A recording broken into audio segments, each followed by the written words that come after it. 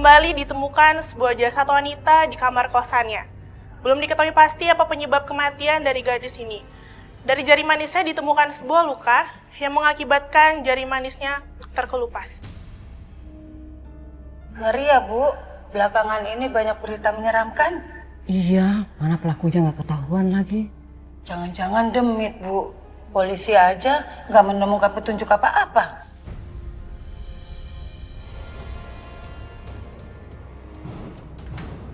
Ibu sama Bibi ngapain nonton TV acara nggak penting kayak gini? Nonton berita, Neng. Itu kasus kematian yang misterius itu loh. Iya, ini kan berita, banyak manfaatnya. Alah, nggak penting. Nggak ada hubungannya sama kita. Udah mendingan sekarang Ibu sama Bibi bubar.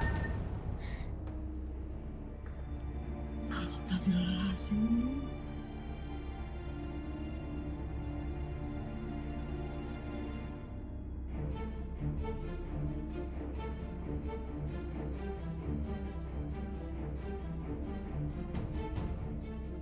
Entah kenapa aku merasa ada yang aneh sama Risma.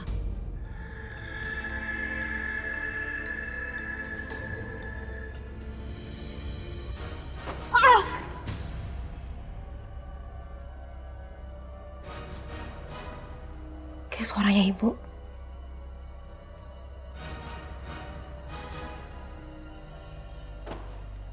Ibu ngapain sih di sini?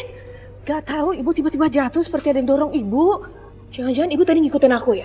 Iya, ibu mau tahu ada apa ruangan itu? Ibu lihat apa? Gak lihat apa-apa. Bohong! Bilang sama aku, Ibu lihat apa? Ibu benar-benar gak lihat apa-apa, sumpah. Apa yang kamu sembunyikan dalam ruangan itu? Nggak ada! Kamu terus terang sama ibu. Apa yang kamu sembunyikan? Ibu, ini ruangan rahasia aku. Walaupun Ibu tuh ibu aku, Ibu nggak berhak tahu semuanya. Maafkan ibu, Riz. Maaf. Awas aja ya. Sekali lagi aku tahu Ibu masuk ruangan ini, Ibu cari tahu ruangan ini apa. Lihat aja.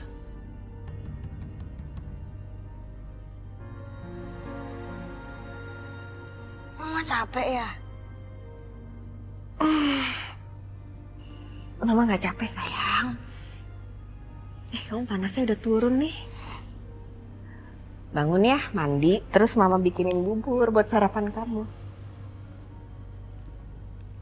Roy, semalam ya mama sempat lihat berita. Ada misteri kematian 5 orang wanita, terus cara matinya sama semua. Emangnya ciri-ciri kematiannya kenapa, Mah? Gimana ciri-cirinya? Tunggu, kalau nggak salah itu di 5-5-nya itu jari manisnya itu kayak ada bekas cincin, terus semuanya ngelupas dan berdarah. Ngeri deh, ngeri banget. Terus mama jadi kepikiran deh sama gambar yang kamu bikin itu. Oh iya.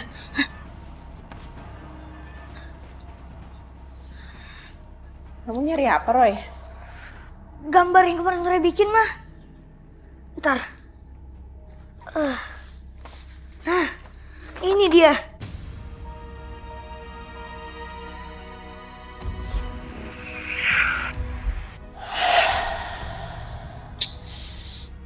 Roy, gak bisa lihat dengan jelas, Mah.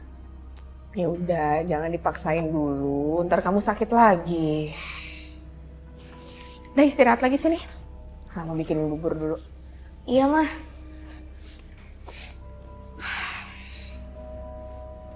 Jangan dipikirin ya.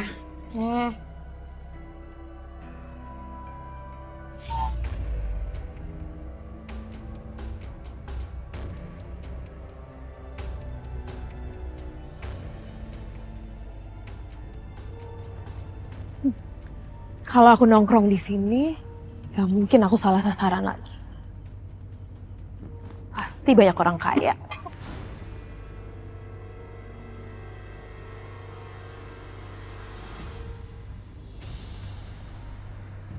Ini dia sasaran. Mas. Aduh, Mbak. Sorry ya, Mbak ya. Ya ampun, Mbak, sorry ya, Mbak. Ya udah, nggak apa-apa. Sorry, Mbak.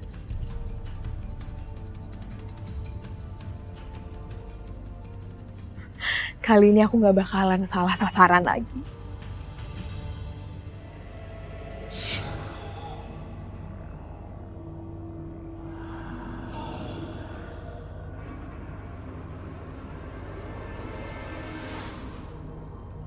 Cincin siapa nih? Kayaknya terbuat dari emas deh. Buang aja deh. Kan gue banyak perhiasan. Pakai cincin itu.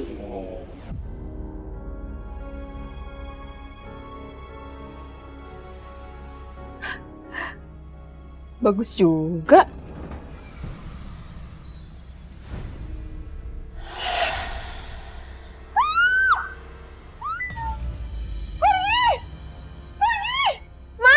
Kamu nih kenapa? Kenapa? Ada apa? Aku ngeliat ada hantu. Pasti kamu mabuk ya? Aduh, Pap, sumpah aku nggak mabok. Ini bener tadi aku ngeliat hantu gede banget, Ma. Percaya aku kan, Ma? Ma? Ah, kamu nih ada-ada aja deh.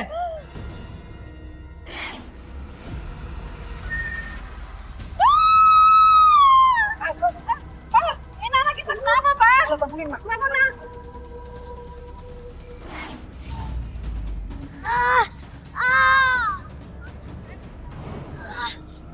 Bisa ya?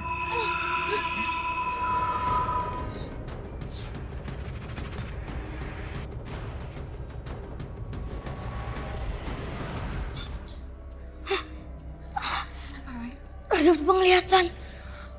Ada bahaya yang berhubungan dengan cincin itu. Tapi Ray lihatnya nggak jelas. Nggak kayak biasanya.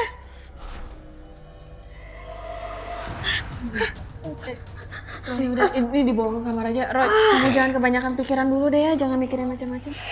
Ya ampun. Pak Yogi. Air suci, ambil air suci. Iya, cepet. Iya, kayak tunggu, kayak.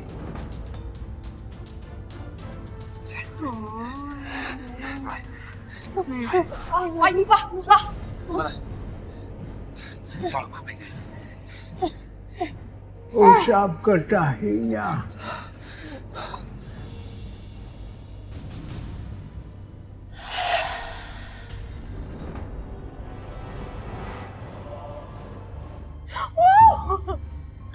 Hasilnya banyak banget.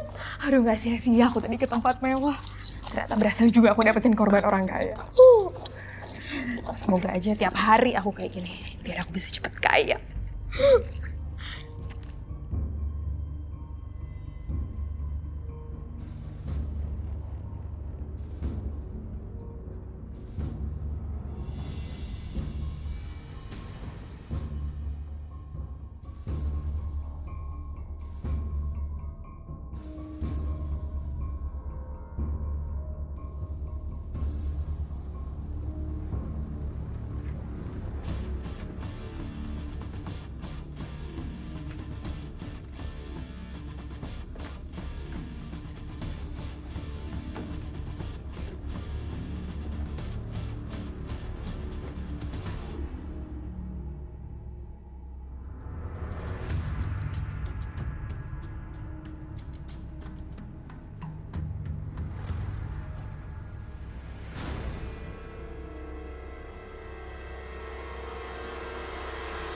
Astagfirullahaladzim. Ibu ngapain di sini? Ibu yang seharusnya bertanya, apa yang kamu lakukan di kamar itu? Bukan urusan ibu. Mendingan sekarang ibu pergi dari sini. Sekarang ibu tahu, nak, dari mana kekayaan ini. Tapi dengan cara yang salah. Ibu, aku tuh udah bosen ya jadi orang miskin. Aku bosen dihina terus sama orang. Tapi ada cara lain, nak. Mendapatkan uang yang halal. Alah, ibu ya, aku ini ngelakuin ini semua juga buat nyenengin ibu. Kalau ibu juga selama ini seneng kan? Tinggal di rumah mewah, banyak duit, ya kan? Ibu lebih baik jadi orang miskin tapi selamat. Daripada kaya tapi terlaknat, nak. Kalau ibu mau jadi orang miskin, ibu jadi aja orang miskin sendiri. Aku nggak mau jadi orang miskin lagi. Tapi ibu nggak mau kamu di jalan yang salah. Ah, udah cukup. Ibu gak usah banyak ceramah. Mendingan sekarang ibu ikut aku. Jangan, ibu mau beresin semua ini. Ibu diem ya. Aku udah muak dengerin omongannya ibu yang sok suci itu. Ibu mohon, nak. Aku bilang diam. Dulu kamu gak pernah kasar sama ibu. Ini pasti pengaruh buruk dari makhluk gaib itu. Udah ayo ikut aku, ibu diam. Yusman! Yusman! Maafin ibu, nak. Maafin ibu. ibu harus nanggung perbuatan ibu. Ikut aku!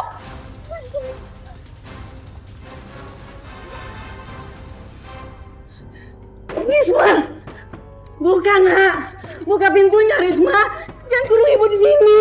Dengerin ya, kalau ibu masih aja ngerusuin aku bakalan biarin ibu terus di dalam. Kebahagiaan ini semu, Nak. Kamu akan menyesal. Diam! Neng Risma, ada apa? Kok ibu dikunciin pintu? Diam! Gak usah banyak-banyak! Awas ya, kalau kamu berani bukain pintu tanpa izin saya pecat! Astagfirullah. Risma bukan, Nak. Sadar, Nak. Udah dikasih hidup layak, duit banyak, rumah mewah, masih aja rusuh. Itu kayaknya Bulani deh.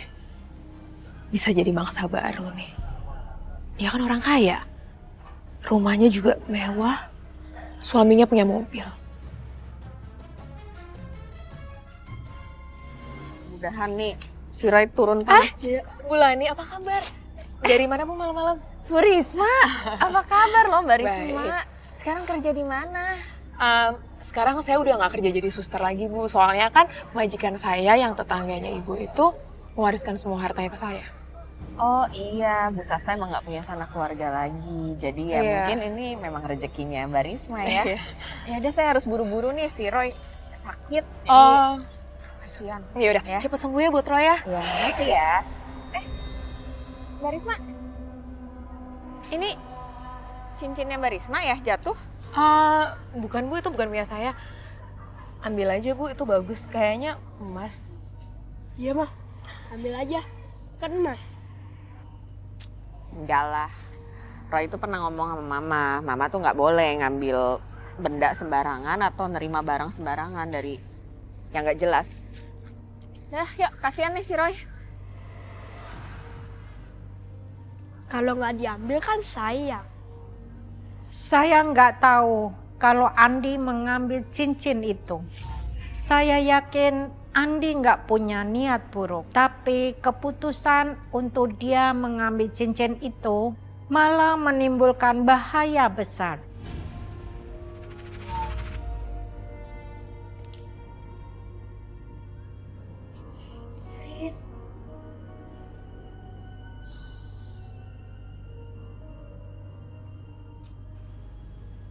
Panasnya naik turun, Pak. Tuh kan apa Papa bilang. Mending dari tadi kita bawa Roy ke rumah sakit. Tapi anaknya nggak mau, Pak. Anak, Mama pada keras kepala.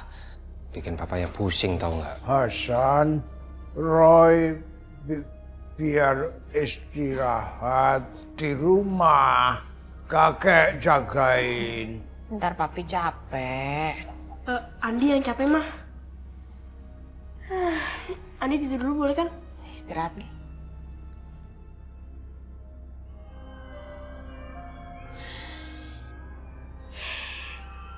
Ini kayaknya cincin emas beneran deh. Tapi aneh. Kenapa mama gak mau ambil ya? Kan sayang kalau nggak diambil. Pakai cincin itu, Andi.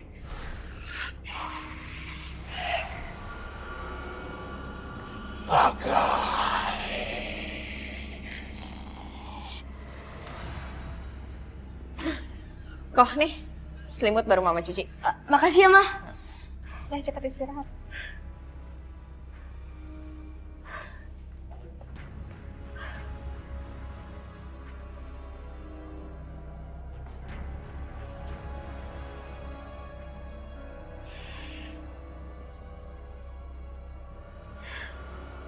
Pakai cincin itu, Andi.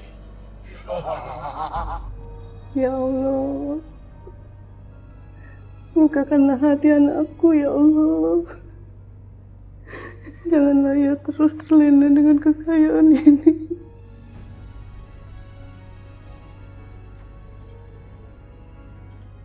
Ibu. Ini aku bawain ibu makanan enak. Ibu makan ya? Ibu nggak mau makan. Ibu tahu itu haram. Ibu nggak sudi. Ibu ini bener-bener gak tau diuntung ya? Aku tuh ngelakuin ini semua buat ibu loh. Terus ibu malah nolak. Kalau ini untuk ibu, berhenti nak. Ibu nggak mau kan hidup susah lagi? Ya udah, jangan protes sama semua usaha aku. Tobat nak, tobat. Wah, diam, gak usah ceramah terus. Sekarang terserah ibu mau makan apa enggak. Peduli. Sadarkan anakku ya Allah. Bukakan jalan buat masalah ini ya Allah. Saya pikir kondisi Roy bakal cepat membaik. Ternyata tidak. 3 hari setelah saya ketemu sama Risma, Roy masih saja pusing. Saya sampai nggak tega melihat keadaan anak saya itu.